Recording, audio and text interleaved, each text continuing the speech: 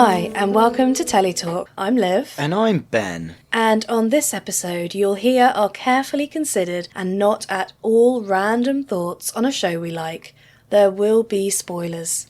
We're giving ourselves an age rating of 15 and above, but you're welcome to make up your own mind. Listener discretion is advised.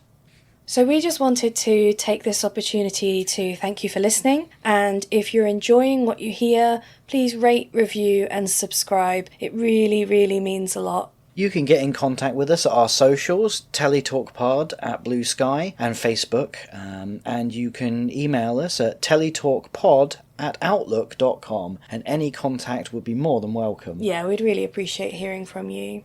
So in this episode, we are recapping Gavin and Stacey, Series 1, Episode 3. And the description for this episode is Uncle Bryn drives the family to Essex to meet the Shipmans, and all is going well until Gavin and Stacey make an announcement that throws all the bonhomie out the window. What a statement. Right out the window. So we open the episode again with Gavin and Stacey on the phone to each other. Oh yay, this again? Yes, but I quite like it. You know where you stand? Yes, as far away as humanly possible for me. I'm really hoping that this doesn't... I can't remember how long these openings last, but hopefully not for too long. But I do think they set up the episode, like it gives us an insight into where we're going. Because in this conversation, they're talking about letting the family know that they are now engaged. And Gavin says that he can drive to Stacey so that they can tell her mum together. And she turns him down. Yeah. She says she might be shocked. And we soon learn why. Yeah. Well, yeah. And to be fair to Stacey, she's not wrong. Yeah. Because we cut then to Gwen and and the first thing we see is her going, "Oh, for the love of Christ." And we think, oh gosh, that's a reaction. That's right. And then she tries to get Nessa to back her up. Yeah, and Nessa just says, "At the end of the day, when all's said and done, I'm not gonna judge." And I think that's lovely. It is. It's again, you can never tell what you're going to get with Nessa. No, you can't. No. Apart from a tangent. Which she does go on a bit of a tangent, doesn't she? Yeah, she does. She's been judged. In and out of court, yeah. And it's not nice. So that obviously not working out too well for her. No, so she switches and she's like, right, I'm phoning Bryn. I'm bringing in the big guns. Yeah, it's like, this is above my pay grade. Bryn, she's done it again. Yeah. And at that point, we're like, what is going on? And we soon find out, because Bryn comes in. Oh, he basically kicks the door in. Yeah, he does, and he's half-shaven. He's covered in, well, I say covered, he's half-covered in shaving foam. He's got his vest on. He's got the razor in one hand, and he uses it, and he's pointing and gesturing with it, and he starts listing all her previous fiancés. A good old Bryn ramble. Yeah, because Stacey's like, I just wanted you to be supportive of me, and he's like, and we were! For this one, and that one, and this one, and he starts listing them all off, to the point where he's referring to them by their number. Yeah, yeah. And he seems to have a real soft spot for Ahmed. Oh, yes. Oh, Ahmed. He still sends a card. Yeah. But I thought at this point that it really highlights the impact that Stacey's decisions have on the family. Her constant recurring decisions. Yeah, because, okay, it's her life, but it's their life too. They have... Is this her 6th engagement? I lose track. I think so. I think so, because she says she's got 5 engagement rings upstairs. So this is number 6.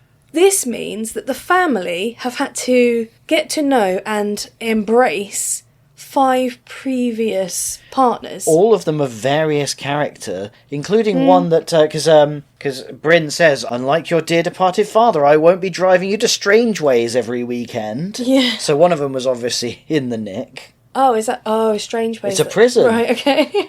How do you not know I this? I didn't know what that was. I used to work in a prison. That is where that context came from. Yes, you did. What's one of those? I know. What I find deeply reassuring and not a little vindicating is that I'm not the only one that finds Stacey insufferable. It's her entire family and own mother. Well, there is that. Yeah, this scene does highlight that. I love that she's still got the engagement rings. I know. I'm going to keep a collection. I know, because there's the implication that she broke some of them off because Bryn says you didn't want him and you didn't have to have him. And normally I thought if the female broke it off, she would give the ring back. Stacey is not given anything back. Certainly in traditional things, I would expect at least some of those rings to have gone back. Well, it just supports my theory that Stacey is a wrong-un. Oh my god, no. You can't, I'm not allowing that. You can't blanket statement that. I can and I have. No. I'm going to edit that out. Wow, beautiful. But I just want to go back to the impact on the family, because it's another thing that's real. When people in families make decisions on who they want to be with and who they want to spend time with, a lot of times that does impact everyone else, and you feel a bit like you have your agency taken away from you. Well, yeah, and of course, it's also reflective of often the person who is on their second, third, fourth engagement then does feel let down when everyone is not as supportive or as excited as they are. Yes, and I think this can also be translated to big families where a couple decides to have lots of children, and the more children they announce, the less excited, generally, the wider family and friendship groups are. Yeah, or like if you've got a lot of siblings, the first 2 or 3 siblings to have kids, probably it's very exciting. And then if you're one of the later of that large family, it's probably less. But you can extrapolate that out to anything. Passing your driving test. The first 1 or 2 people to do it get a lot more accolades than the people. It becomes an expectation. Yeah, that's true. You go from, yay, that's exciting, to, ooh, it's about time. Yeah, yeah. Or, you're not living up to what your siblings have done. Once again, Stacey is a buzzkill in I life. need you to stop downing on Stacey. This is not fun. Okay, well, on to our next cut, which is to Pam and Mick being told. They are fun. They are fun. Little do they know what they've got coming. Yeah. They are so excited. And it's a striking contrast, because Pam is very excited and Gwen is very shocked. And of course you get that contrast of the two family situations where you've got Stacey with her mum and her dad isn't around anymore, whereas you've got the sort of almost nuclear family of Mick and Pam, and Mick and Gavin have that moment of, I'm proud of you, son. But that fatherly kind of like, are you sure it's okay? Because it is just a bit sudden, that's all. Yeah. Like that sort of quite tactful, gentle. He's bringing up a genuine concern and something that other people don't bring up quite so tactfully, but he's very supportive. It's quite a contrast to the two families, because obviously the circumstances for each family are somewhat different. Yeah. But yeah, it was quite the furore at the West's end, and then the Shipman end is a bit more euphoric. Yeah, and they go straight for having a party. And Pam doing that classic thing of, oh, I've got to ring round everyone, and then she rings Dawn, and then she hangs up and goes, oh, you go and do this, I've got to ring other people. Ring Sue. Oh yeah. And then Pam declares that Gavin must tell Stacey's family they're all invited for the weekend. Yeah. And we cut to a mid-Bryn meltdown ramble. Yeah, you can see that Stacey has already told them this when we arrive with them, and you just hear Bryn going, party? London? Saturday? A party in London on Saturday? And it's very dramatic. And audibly processing. Yes. Yeah, he is. And sort of like, almost like weirdly offended, like, because Stacey tries to mollify him by saying, well, they say that you can stay. Well, can I now? Yeah. Oh. And he then tries to do a Gwen to Gwen and tries to get her, well, what do you make of this, Gwen? Yeah. And Gwen is all for it. Yeah, and Bryn's like, well, you've changed your tune. No one's supporting anyone else. It's all just, like, setting them up and just falling at the first hurdle. It is interesting, though, because it is going to be two families coming together. Like, that's quite a lot of pressure, especially to stay in someone's house. Colliding, if you will. Yeah, colliding. Colliding rather than, like, not meshing, just going BAM! Because there are going to be fireworks. Did I say colliding? No, I said... you brought that in, okay. You made it seem like it was a thing. I was trying to make it profound, because, colliding and the sparks and, what's going to happen later. Okay. It was a call forward. Well, Bryn comes round because Gwen points out that he can use his new sat-nav. Gwen knows exactly how to bring Bryn round. Yeah, she's had a lot of time dealing with Bryn, hasn't she? And again, it sort of mirrors Pam and Mick knows how to calm Pam down. Yeah. And yet they're not a married couple, but there are those sort of like, they're almost like a pseudo-platonic married couple. They almost. just know each other so well. They fill those roles. Yeah. And it's just really interesting because it's like, oh, you can use that. Ooh. Yeah. Now that's a thought. Yes, yeah.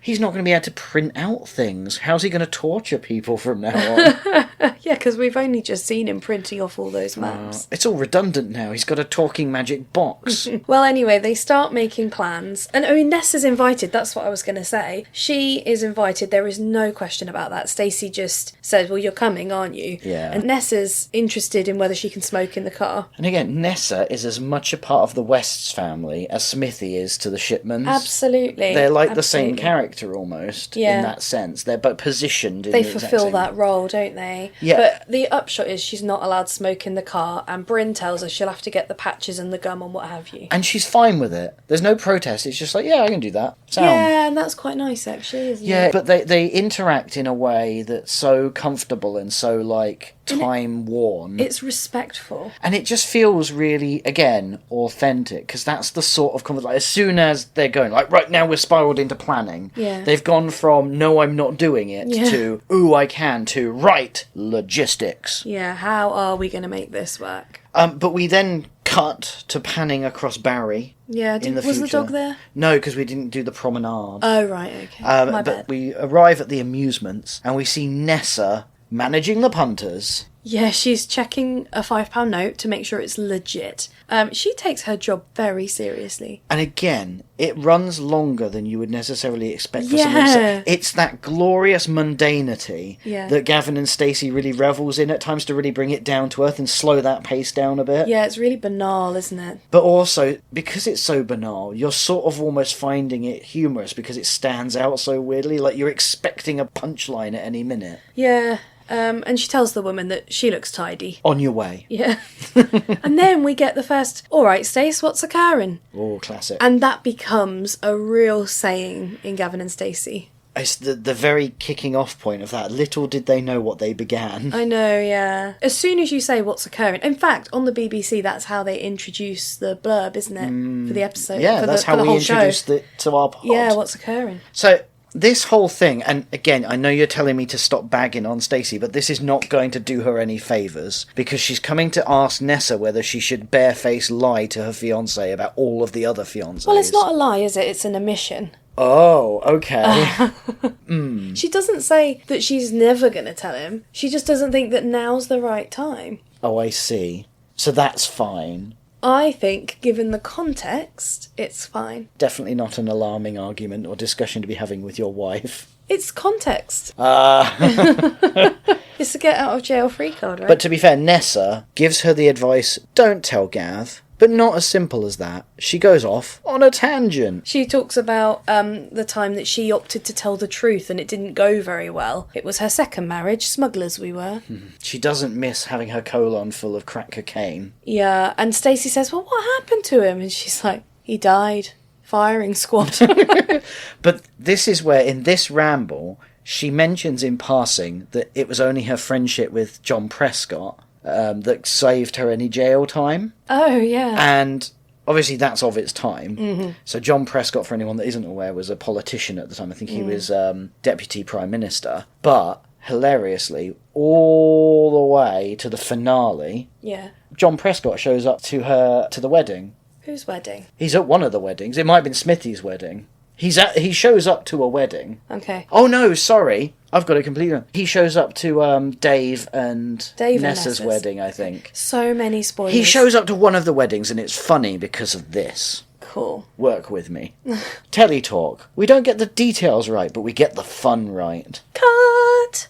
So we cut to Smithy and Gavin in the pub, and I thought this was interesting because we see Smithy's use of silence again, mirroring Nessa's as well. But he did this in a previous episode. When did he use the silence? Because I thought he was doing the baby talk with Lucy. Well, he did. It was after that when Gavin says that he's got something to tell him. He straightens everything up and he's ready to listen. Yeah, that's right. Because I found it really hard to see past the ick that the baby talk gave My little me. baby mozzarella. Oh, my little Bella mozzarella. Oh, you see, it just sits in the pit of my stomach and just... Yeah, it's a really awkward conversation. Sort of Gavin comes over midway through Smithy saying goodbye to Lucy, and eventually Smithy hangs up and Gavin says, "Who's that? Wrong number?" And it's completely sarcastic, but it goes completely over Smithy's head. That's a theme, because he does that in other episodes where he doesn't get sarcasm. Who's Smithy? Yeah.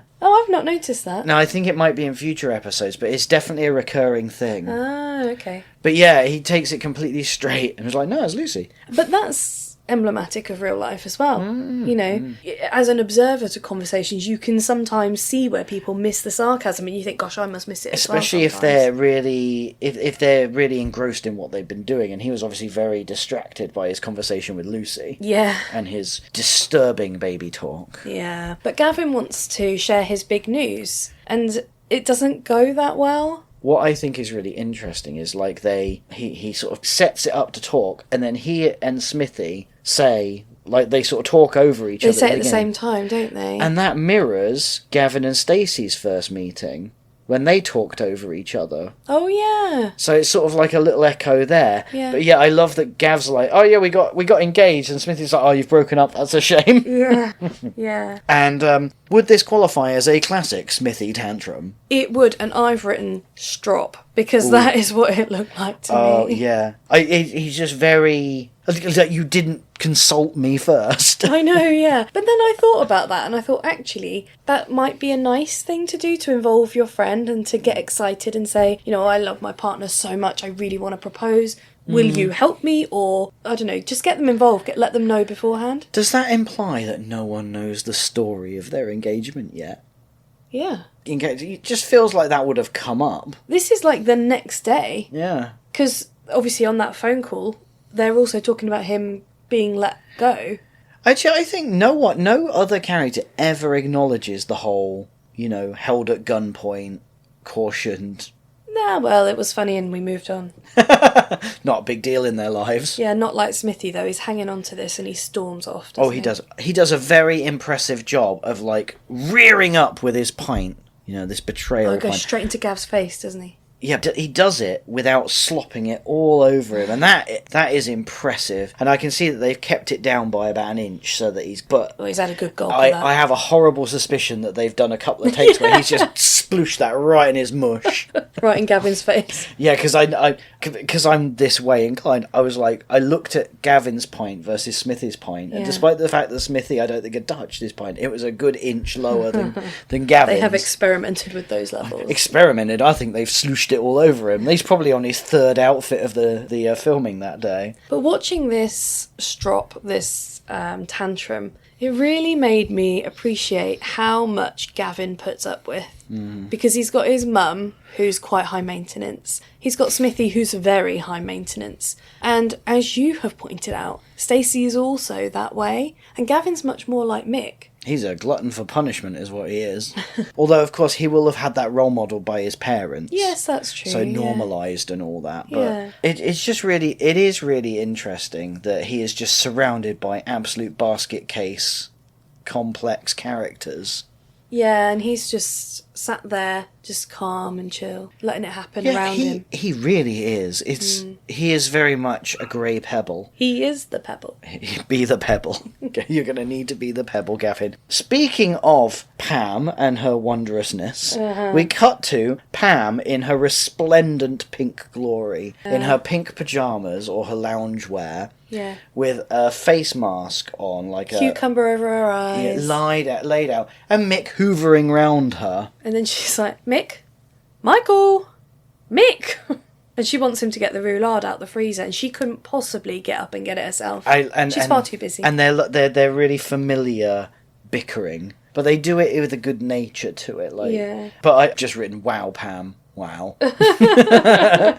And then Gavin walks in, Yeah. and he obviously knows this routine, because she's like, stop! Yeah. There better not be any shoes. No shoes in this house for the rest of the day. Yeah. And he's already barefoot. Yeah. So he knows. Well, I think it's morning, isn't it?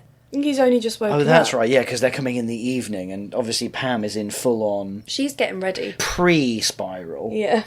She's very much preparing herself for the spiral. Yeah. But yeah, it's just... I really like that scene, though. I don't know, there's something about it that felt when she really comfortable. Yeah, she starts to recount to Gavin what it was like when she met Mick's family. Yeah. And she starts on what seems like it's going to be a slightly raunchy story about someone, and then Mick comes back and she gets cut off, and she's like, I'll tell you later, wink. Yeah, but I think it's another time when you see how comfortable they all are together. These guys really are a family. And I think that's lovely to see that and to feel that coming across. And it would be really easy for them to not show these little things. Yeah. All of these little things build up to sort of paint a picture of an authenticity of a relationship. Like the building blocks that hint at a wide... Like, from those little bits, you piece together wider historical relationships from your own experience. Yeah, and it makes you feel that this is real. And that these aren't just characters, they are people. They are the most real-feeling characters of any show of its kind that I've come across. Yeah, the whole cast. So we then cut to the sat-nav being prepared for the journey. Yeah, do you know what? Bryn's singing to himself in his car, just sort of programming the sat-nav. And I took a moment to notice how chilled out he is. Because normally he's quite high level. He's quite busying himself around, flitting about, talking... but here, he's very calm. He's got his technology, a man and his tech. Also, this is very much for him, the calm before the storm. The calm before the storm, yeah. And as they are getting ready, we just see Nessa putting on one of her patches, one of her smoking patches. She just shoves it on her arm and in she gets and off they go. Very, very slowly. That Picasso is not strained. Yeah, Bryn drives it very carefully, doesn't he? He is the reverse Gavin. Yes, yeah. Good point. But we then cut back and forth between the houses. It's like a sort of establishing things where we see the progress that the car is making. Yeah. And then we see scenes from the home. From the Shipmans getting ready. And we hit upon one of the classic... one of the greatest Pam spirals. Oh my Christ! Are any of them vegetarian? She gets it in her head that it is deeply insensitive that she hasn't considered any of them a vegetarian. Now, Gavin doesn't think any of them are. No, but he doesn't think, and that's not good enough. Mick, why are you still here? She sends Mick off for last-minute shopping, and poor old Mick, he just has to go. He knows his role and his place. And then we cut back to seeing everyone in the Picasso asleep, apart from Bryn. They've all been gently rocked to sleep by the 30-mile-an-hour drive all the way.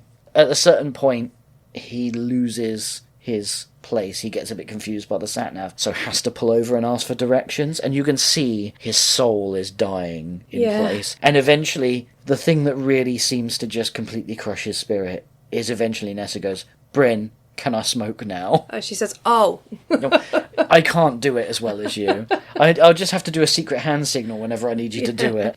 Oh, Bryn, can I smokes now? And we just see this picture of Bryn looking defeated. Yeah. And they then arrive at the Shipman's house. Pam answers the door. She is panicking. This is the beginning of that next spiral. Is she panicking? She is panicking. Yeah, because normally Mick does the introductions, but he's still at the shops. I can see why he normally does the introductions. Yeah, and what I thought was interesting is Pam introduces herself as Pamela. She's like, I'm Pamela. And I thought, oh, that's really nice. It's so ingrained at this point. And for the rest of this scene, I was cringing. This was a bit much. It's a proper cringe thing, because I've written down, they meet and it's a little awkward. It gets more awkward. Yeah, that's just, oh my God. They're making small talk, and like Bryn's going, hi, I'm Bryn. It means hill in Welsh, yeah. And there's all of that, the small talk. Well, hang on, Pam, this is funny, I don't want to skip over it. Pam says, oh, that's nice, I don't know what my name means in Welsh. And Nessa just goes, why? And Pam's like, oh, because I don't speak Welsh, darling. I don't speak the lingo. Yeah, and Nessa's like, no, it means why. And then she pauses, or brick. And then there's just that silent. What a translation. It's either why or brick. They're very different things. And then Mick arrives home midway through, almost bashes him with the front door. Yeah. Now, Pam has given the excuse that Mick is away because he had to go and fix all of the computers at work. Oh my god, I'm checking out. This was just too cringe. And then Mick gets back and she goes, oh, how was it at the office? And he goes, yeah, there was a burst water pipe. And you can see everyone going, what? Yeah, they know. And there's a silence and he's like, oh dear. So he goes, oh, I brought the food. And Pam, you can see, is visibly devolving before our eyes, spiralling. He's got 4 big, old-fashioned, they don't have them anymore, the Tesco bags. Wasn't that a blast from the past with the blue stripes? Ooh, and lovely. they're bulging. They are full. Oh yeah, he has bought a lot. And she, obviously, is panicking because they've seen last-minute shopping. Yeah, and they don't think she's prepared. Or she thinks that they don't think that she's prepared. So she starts going, no, this food, this not for now food. Everyone's catered for. It's just, and thinking on her feet. You won't know this, but this morning I turned vegetarian. Yeah. And she hasn't got a clue what she's saying. And I just ask you to respect my wishes. Digging herself deeper and deeper and deeper. And Mick intervenes, going, right, everyone, let's go for a drink. He's very calm. He and Pam then go aside, and she's spiralling more and more. But you can see Mick is so used to this. He's like, right, breathe. And she's like, I don't even remember what I said. You told them you were vegetarian. Yes, thank you, I remember that. And he's like, breathe, calm down. All you have to remember all evening is that you don't eat meat. Yeah, and she repeats it from him, and it is very funny. And this is an on-running gag that never, ever gets old. It doesn't get old, No, but it does eventually come to an end. Which is a shame. Yeah. But it doesn't outstay its welcome, to be fair. Yeah. And then we cut to the living room with the Wests and Nessa. And Nessa is pointing out that when Mick and Pam die, Stacey will be loaded. She's very blunt, and she's also accurate. To the point where Bryn agrees with her. Yeah, well, the thing is, Bryn is low-key equally as brutally honest as Nessa is. Yeah. He usually gets his brutalness at the end of a ramble. Yeah. And because it's Bryn, I think it goes more unnoticed. Yeah. But he is. But what's really interesting is that they're speaking out loud. What are pretty natural thoughts that I think oftentimes people will have those uncomfortable thoughts, but they're saying the quiet part out loud. Yeah, that's true. In a way that you can go, it's not untrue, and it's the sort of thing that you will have to look at or will think about at some point. Yeah. But they're just very upfront about it. Yeah. And then Stacey tries to calm things down, and she's trying to defend them and say, well, they're not mega rich nor nothing. And then Pam, walks in going, champagne! And of course, Gwen and Stacey have made everyone swear to silence about the engagements. Yeah, Stacey does want to tell Gavin in her own time. And Which is never. This is not the time. So then we cut to the evening party, and ultimately we see quite a few of these. Oh, yeah. And they always look quite fun, really. What? No, I didn't say a word. I think it would be really nice to just be with a group of people that you're that comfortable with and just be at home. They're in the safety of their home. No one's got to go anywhere. They're all there and they can just enjoy themselves. Yeah, the word cosy comes to mind. Cosy. Yeah, which is unusual for a party, but that's exactly how it feels. Yeah, it's not like a party. Yeah. It's just a gathering. With music and a bit of dancing. Yeah. And it almost feels like you're there with them. They've done that so well. Smithy arrives. Oh, yeah. And he's still a bit pissy. Yes. And he's sort of he's still quintessentially stroppy and Smithy-ish because he's quiet and sulky, and they sort of make up, and Gavin has to appease him by saying, I thought you dealt with it really well, actually. Yeah. And they do the make friends, never ever break friends. Gavin doesn't want to do it, and Smithy's like, we do it or not at all, and then goes to leave, and Gavin has to be like, no, I'm sorry, I'll do it. Appeasing. Yeah. And I thought, this is another time where we see that their friendship is quite childlike, and certainly Smithy is. Yeah.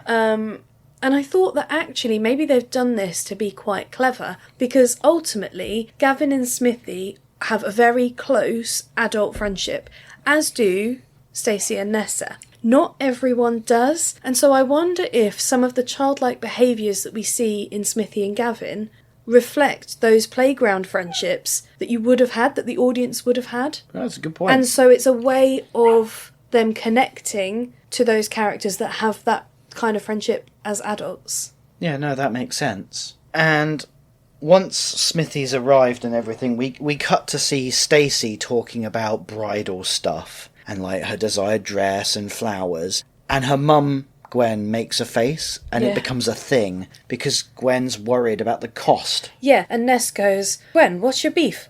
Or tofu, sorry Pam. It's just a nice throwback. And also quite considerate. Yeah, and respectful again. Yeah, again, Nessa is such a dichotomy of contrasting things. But Pam insists that they're going to pay, and she goes on a bit of a rant about that in and of itself. Yeah, well, she actually says that Mick's going to pay. He doesn't know yet, but he's been promising her a good holiday for the last 3 years, and has she had one? Has she buggery? Yeah. And he is going to pay. Yeah. And they all have a big group hug. Huzzah. Yeah, and then we cut... So that was a female-dominated scene. Now it's time for the boys. Yeah, we cut to the kitchen and they're all drinking the homebrew that Smithy brought. I get the impression that Bryn doesn't drink. Yeah. Apart from the odd Cinzano. But I think that this was quite nice because we see Bryn really settled in with the lads. Yeah. And it's something that I wasn't necessarily expecting. I always kind of assumed he would be on the outside of things. I've always been a bit of a Bryn in that sense. Like, those sort of situations, that's me. Well, like... Bryn here, like I said, I was expecting him to be on the outside, and actually he's not. He's right in there, he's trying everything, and he's open about it. And they're accepting him for him, and I think that's sometimes what you do in situations. Yeah, I think my instinct is to be on the outside, particularly in those sort of situations. But they get into the subject of Welsh, and they ask him to say something in Welsh, and then it becomes serious for a bit. Because Bryn starts talking quite gravely about how it's one of the biggest embarrassments to him that he can't speak Welsh. Yeah. And then he goes on this thing about there being Dick Powell, whose daughter called Carol. Yeah. And he's the only one that speaks Welsh. Yeah. It becomes a Bryn ramble. And he asked Dick Powell, Why, Dick? Why? why do you speak Welsh? And then the other guys say, well, what did he say? He's like, I don't know. I couldn't speak the language. Yeah. And then Nessa and Smithy see each other. Yes. They realise they're each there. Nessa very much has control of this situation. She knows exactly what she's doing. She knows that she's making him feel uncomfortable, and she is teasing him. Yes. Bryn inadvertently breaks the tension by suddenly blurting out some Welsh that he can remember. Yeah. Which was, he thinks either I want some coffee or I have some coffee. Something hoffy coffee. Yes. Do you know any Welsh? I know Poppity Ping. Damn you! That was my one. I also know Headloo. So Poppity Ping is microwave. Yes. What's Headloo? Police. Ah. I know that from the road signs. Okay. I think that might be it. Yeah, that's the extent. Yeah. And to be fair, that is 100% more than I knew, because I only knew Poppity Ping. Yeah, yeah. When I've been to Wales before, I make a point of trying to look at some of the signs on the road. I know one other. Yeah. Bryn means hill. Bryn means hill. Oh, and Pam means white. or brick. Yeah.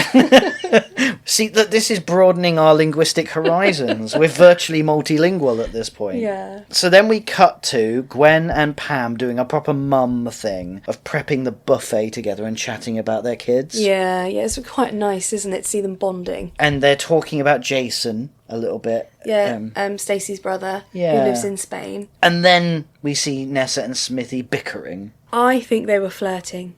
But yeah, and then of course we then pan, because we're basically getting like this pan of all of the different clusters of conversations. Yeah. And then we've got Bryn talking about his Picasso with the lads. Yeah. Well, I think it might just be Mick, mightn't it? No, Mick and Nessa? Oh yeah, Mick and Nessa. Yes. Because then Nessa flirts with Mick. Because Mick asks Nessa if she drives, and she says, I don't, Mick, and it's a shame because I loves a good ride. Yeah, and like her flirting with Mick is sort of an on and off thing throughout the show, isn't it? I think Nessa flirts with anyone if she gets the Yeah, chance. but it's just she's more overt with Mick. It's just interesting. But this is another one of those points where Nessa contradicts herself, because in a few episodes' time we see her driving a big 7.5-ton lorry. But I think it plays into like a lot of what her backstory stories are is they're just nonsense. I Yeah. don't think they're true, and so I don't think she keeps track of it all. But Gavin and Stacey, get everyone to quieten down because they're going to make a big announcement. They've set the date for when they're going to get married. Yeah, and this sets Smithy off and he storms outside. Of course he does. And when are they getting married? In 8 weeks' time. Because of course they are. And they've set the date for the 6th of April. And I didn't know if this was another thing like the names. Is there a horrific incident that happened on the 6th of April? I mean, I feel like we could have done some research on that, but wasn't it supposed to be her dad's birthday? Yeah, but But that's just significant to the show. I was just wondering if, like, the Shipmans and the Wests... When you've got a question like this in future, maybe we should raise it in, like, a pre-production meeting. Well, maybe. Because then we can do a goog. Because the Hillsborough disaster happened in April time, but that might have been the 14th. What? I was not expecting you to be bringing the football chat. The 15th, yeah. I did some exams in the Hillsborough Stadium at uni. Huh. Have you ever been to Hillsborough? No. Well, there we go. I didn't go to uni there. Yeah, so, sorry, I'm reeling from Liv bringing the football chat. Well, it's less about football. I suppose it is about football. It's adjacent, at the very least. Yeah. And I've just got Pam kicks right off, because they declare that they're getting married in Barry. Yeah. Not a fan, is our Pam. Do you know what? This devolved into a massive row. Everyone was shouting at each other.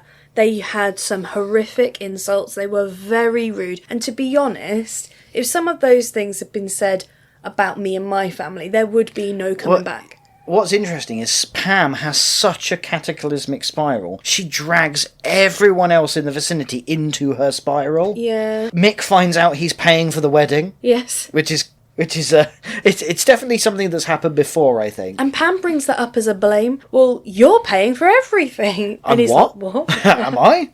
But it makes it seem like it wasn't Pam's idea, but it definitely was. And the only way that this can be shut down is by a massive Bryn eruption. Well, hang on. Have you ever been in an argument like this?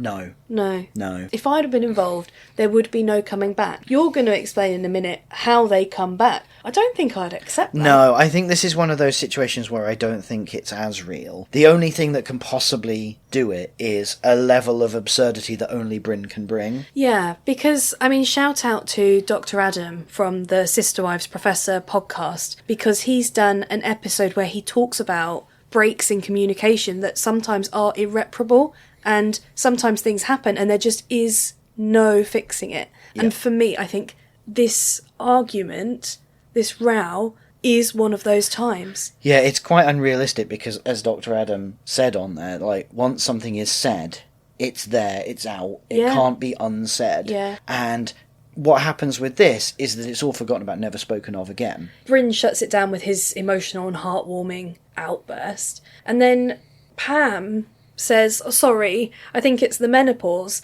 And Gwen offers her an olive branch, I suppose, and says, oh, I think it's the gin. And they go instantly through that back to being friends again. Yeah, but it also links in with Bryn's character because, as is illustrated here, Bryn is always extremely earnest in everything. Yeah. Bryn never does anything in any other way than earnest. And I think that's a really interesting character point for Bryn, because I came to realise that actually there's never anything he does. There's no pretense. Yeah, it's just full-on, authentic genuineness. Yeah. And heartfelt. Yeah. And it might sometimes be absurd, and it might be silly, or it might be this or the other, but it is always intentional and from the heart. Yeah, and I think maybe from the character's perspective, that's why they're able to accept what he says. Yes. And after that dramatic part of the argument, and then this absurdly dramatic, like, speech by Bryn... Yeah, we almost feel like we're left, don't we? Like, there's something needed. Yeah, and that is a punchline of Nessa and Smithy returning separately, covered in mud. Yeah, and Stacey says to Nessa, you're covered in mud. And she goes, I know. And it's very subtle, but that I know comes to be another big saying. Doesn't she say she fell? I fell over. And then Smithy comes in and there's silence, that classic silence. Yeah. Where everyone's looking and he's, like, Smithy's looking at his phone, his classic flip phone. Texting Lucy. Beautiful flip phone. And he's just got wet, muddy patches on his knees. Yeah. And it takes quite a while for him to look up and go, what? They're all pointing down to him, aren't they? And he goes... I fell over.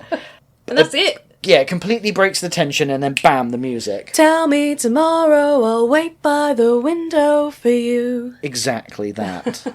and yeah, it was quite an episode and quite a way to end it as well. Absolutely. Oh my gosh, it was such a classic. Yeah, I mean, they're all stone cold classics, aren't they? Well, yeah, I mean, I so much preferred this one to episode 2. Yeah, for me, there was more in it that grabbed my humour.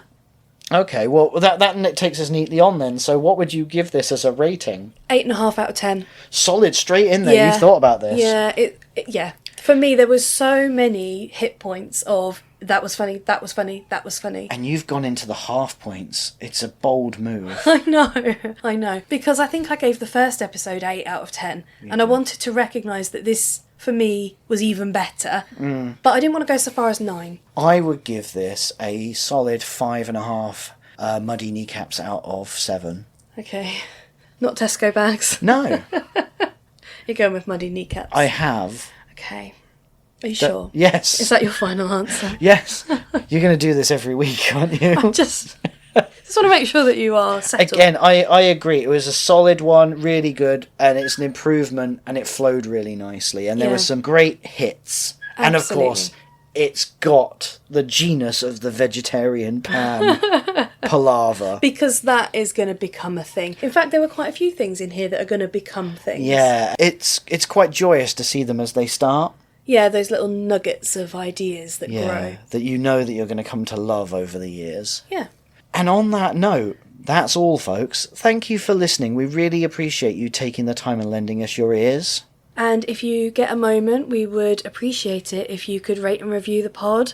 Your thoughts and input mean a lot to us. Thank you so much for listening. Bye. Toodles.